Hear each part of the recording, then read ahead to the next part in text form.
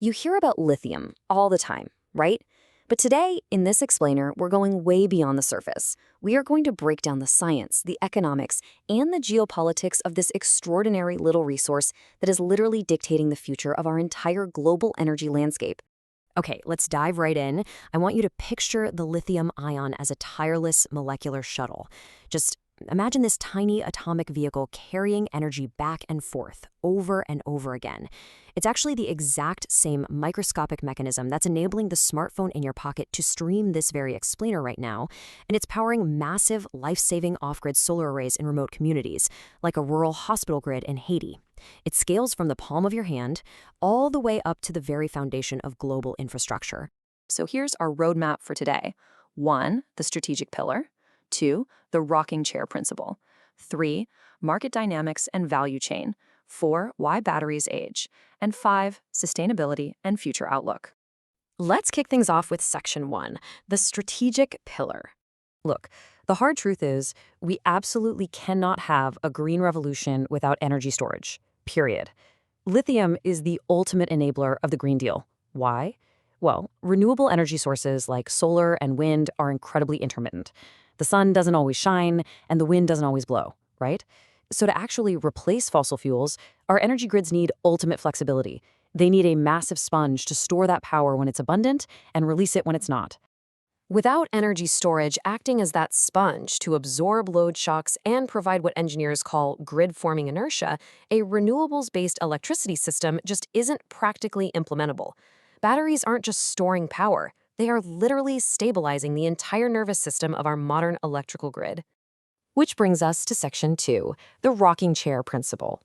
So, how does this actually work mechanically? It's incredibly elegant, honestly. It's based on a process called intercalation.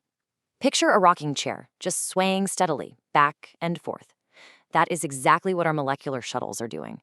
During a charge and discharge cycle, lithium ions travel from the positive cathode, swim through a liquid electrolyte, and embed themselves into the negative graphite anode, before rocking right back again. But hey, not all rocking chairs are built the same, right? This is where chemistry dictates real-world application. Think of the NMC battery, that stands for nickel, manganese, cobalt, as our sprint runner. It packs a massive punch of energy into a super small space, but it's expensive and it can be prone to thermal runaway if it gets too hot. On the flip side, we have LFP, or lithium iron phosphate. This one is our marathon runner. It doesn't hold quite as much energy, sure, but it is incredibly durable, way cheaper, and, crucially, it's much safer at high temperatures. Because LFP chemistry doesn't degrade as dangerously in the heat, it becomes the absolute superior, safer choice for stabilizing those remote off-grid hospital communities we mentioned earlier. Whereas NMC, that's the sprinter perfectly designed for an electric vehicle. If we look at the actual numbers, you can see the exact trade-offs. NMC gives you 592 watt-hours per kilogram, which edges out LFP's 544. Now, a few extra watt-hours per kilogram might not sound like a huge deal, but when you scale that up to a massive EV battery pack, it is literally the difference between comfortably cruising to the next charging station or awkwardly waiting for a tow truck on the side of the highway. That slight difference is exactly why engineers have to carefully match the cell chemistry to the specific economic and physical outcome they want. All right, let's move on to section 3, market dynamics and value chain. So let's step out of the lab and look at the global stage. To fuel the production of all these batteries, global mining is just exploding. Looking at the latest projections, massive capacity expansions are happening right now. Australia is leading the pack with over 90,000 metric tons projected. Then you've got China at 62,000, and South America's lithium triangle, specifically Chile and Argentina. We're even seeing a notable spike in places like Zimbabwe. All of this is just to feed the absolute insatiable global demand for these molecular shuttles. But here is a wild stat for you. 85.5%. Despite all that global mining we just talked about, there's a staggering choke point in the supply chain. Between 2022 and 2024, a massive 85.5% of the European Union's battery imports originated from just one single country, China. This bottleneck leaves the EU, and honestly much of the Western world, highly dependent on imported battery cells. It creates this massive trade imbalance that really severely impacts global strategic autonomy. You see, China has essentially mastered the production of those cheaper, durable LFP marathon runner batteries we talked about, completely dominating the market. And interestingly enough, this dominance has created a super unique economic situation. Because of massive production overcapacity and the rise of those cheaper LFP chemistries, global battery prices just plummeted by 30 to 40% recently. Now, while that is definitely tough on emerging Western battery makers trying to compete, it has drastically lowered the cost of actually deploying green energy solutions around the world. Okay, section 4. Why batteries age. Because no matter how cheap these batteries get, they definitely don't last forever, right? So let's zoom back down to the atomic level. The biggest culprit in battery aging is something called the SEI, or solid electrolyte interface. Think of the SEI as a microscopic protective scab that forms on the graphite anode during the battery's very first few charge cycles. Now, this scab is absolutely crucial to keep the battery safe and stable, but it comes with a hidden, long-term cost. Here's what happens. Over time, as you use the battery, the electrolyte continuously reacts with the anode. That protective scab just keeps growing thicker and thicker. Eventually, it gets so thick that it permanently traps our molecular shuttles, creating this huge atomic traffic jam. When this happens, the battery hits what scientists call an aging knee, which is basically a sudden, steep drop in capacity, where performance just completely falls off a cliff.